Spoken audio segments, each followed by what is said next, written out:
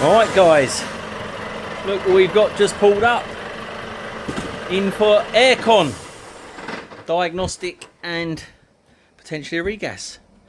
That's bigger than the workshop. Right people, so we have got this great big Volvo lorry. You probably saw it pull in, getting wet.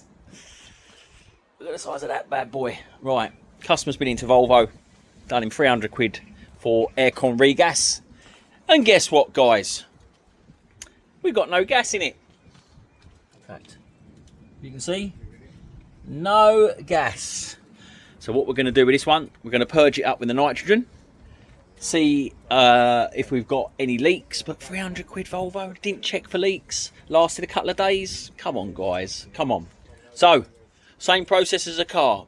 Just the fact that it's as big as my workshop doesn't mean the process is any different. So we are going to purge it with some nitrogen, stick some ultraviolet dye in there, and then we will know what we're working with.